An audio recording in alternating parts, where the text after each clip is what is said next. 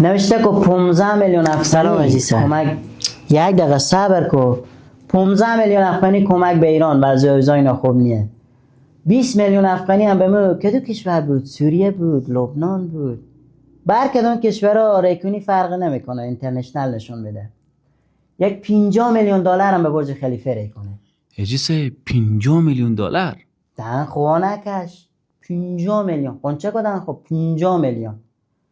این هم اینترنشنال نشون بده هم بی بی سی. ما باید اینجا خور ثابت کنه. تاجران افغان باید نام تو دنگ کنه. تو چی میگه بچه؟